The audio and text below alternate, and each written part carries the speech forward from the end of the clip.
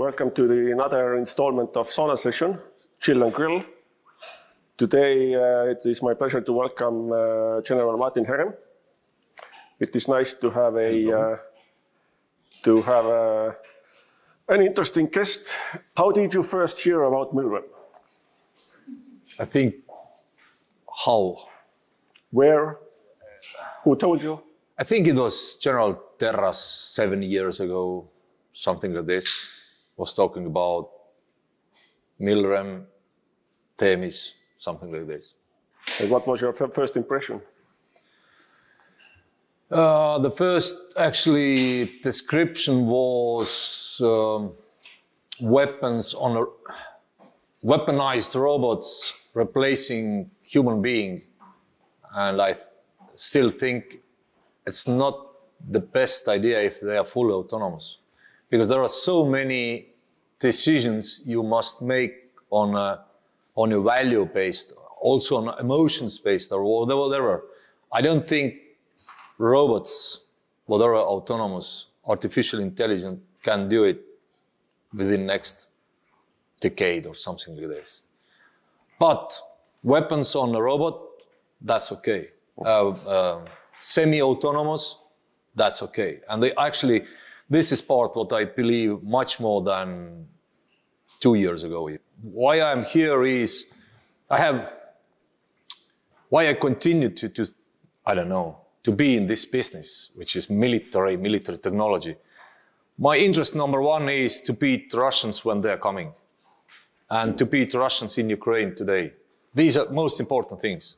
So, and then why in Milrem, I really I'm interested in how the technology can replace, at least partly, a human being. Do you feel that Estonia has lost a good generation of military leaders when you and Riho Madi left? I don't think so. Every lieutenant graduating the military academy or college today is much better lieutenant than we were with Riho Madi or Riho Terras or whatever. So basically, I think all next generals will be definitely better generals from the educational point than I was. What is the biggest threat to national security at the moment? There is only one thing what may end our existence. That's a conventional, brutal military power. And I think the biggest threat is that we don't take it seriously. And we hope that it will never happen, like a bad disease, like a cancer, you know. Not with me, I'm still smoking, that's okay. So we just don't believe what we see. And by the way, 22 February 23, the last evening, most of people didn't believe they will see what they see next day. And I know it for sure. So we should learn something.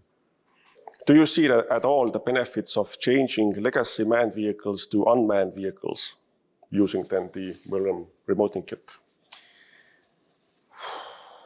Yes, but again, you have to do the calculation if the robot can replace human being. And I mean, from the moment you're starting to train, for example, how you call the B category driving license or whatever, C category, you spend the money, time, all this to get the driver. Then you train whatever, to be the infantryman, and then the certain model and all these things. With this, you can do it like this.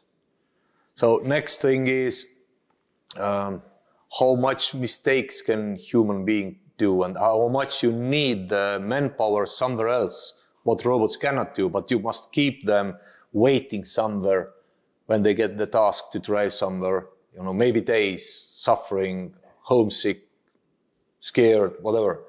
And if you can replace all this chain with a robot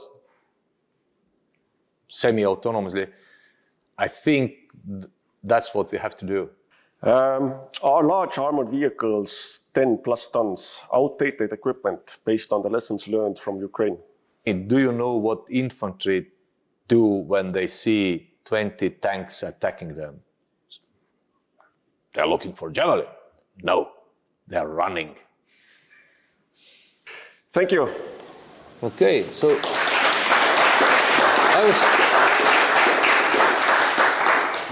I was told it's kind of boiling here, but I just got warmed up, so it's okay. Thank you.